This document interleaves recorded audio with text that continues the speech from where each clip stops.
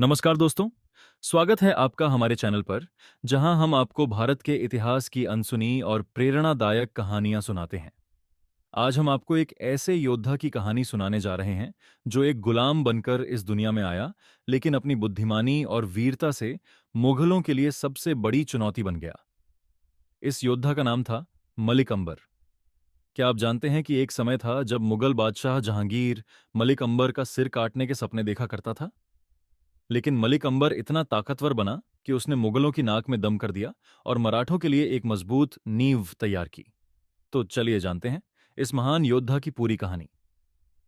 मलिक अंबर का जन्म 1548 ईस्वी में अफ्रीका के देश इथियोपिया में हुआ था। उनका असली नाम चापू था।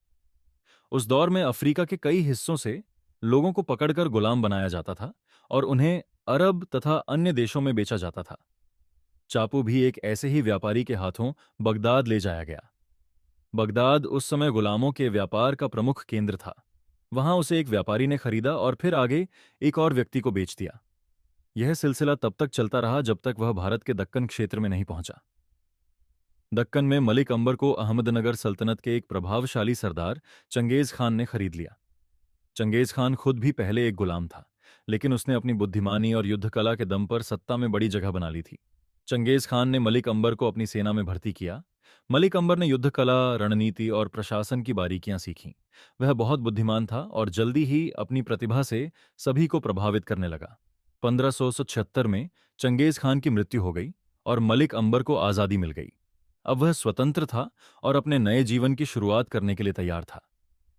स्वतंत्र होने के बाद मलिक अंबर कुछ समय तक बीजापुर सल्तनत की सेवा में रहा। वहां उसे मलिक की उपाधि दी गई और अब उसका नाम मलिक अंबर पड़ा। लेकिन वह सिर्फ किसी का सेवक बनकर नहीं रहना चाहता था, बल्कि अपनी एक अलग पहचान बनाना चाहता था। अहमदनगर सल्तनत कमजोर हो चुकी थी और मलिक अंबर ने इस मौके को अपने पक्ष में भुनाया। उसने करीब 150 गुलामों की एक निजी सेना तैयार की और धीरे धीरे अपनी ताकत बढ़ाने लगा। मुगलों ने 1595 में अहमदनगर पर आक्रमण किया। उस समय मलिक अंबर ने वहां की रानी चांद बीबी की मदद की और मुगलों को कड़ी टक्कर दी। लेकिन कुछ समय बाद चांद बीबी की हत्या हो गई और अहमदनगर पूरी तरह से कमजोर पड़ गया। अब मलिक अंबर ने अपना खुद का एक स्वतंत्र राज्य बना लिया।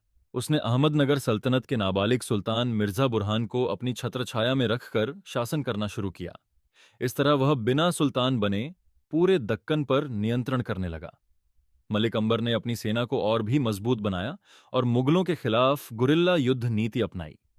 यह वही नीति थी जिसे बाद में छत्रपति शिवाजी महाराज ने अपनाया और मुगलों को नाको चने चबवा दिए। मुगल सम्राट अकबर के बाद जहांगीर गद्दी पर बैठा।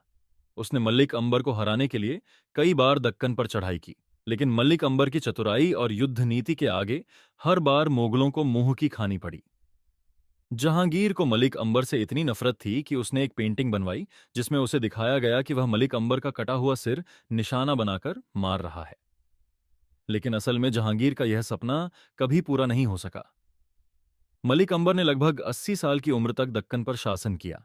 1636 में उनकी मृत्यु हुई, लेकिन उन्होंने जो संघर्ष किया उसकी गूंज आने वाले कई दशकों तक सुनाई दी। उनकी मृत्यु के कुछ वर्षों बाद ही छत्रपति शिवाजी महाराज ने मराठा साम्राज्य की नींव रखी। शिवाजी महाराज की युद्ध नीति और गुरिल्ला युद्ध पद्धति मलिक अंबर की ही देन थी। तो दोस्तों, यह थी मलिक अंबर की अद्भुत कहानी। एक गुलाम से लेकर एक शक्तिशाली शासक बनने तक का उनका सफर हमें सिखाता है कि कोई भी व्यक्ति अपनी मेहनत, लगन और बुद्धिमानी से अपनी तकदीर खुद लिख सकता है। अगर आपको यह कहानी पसंद आई हो तो लाइक, शेयर और कमेंट करना न भूलें।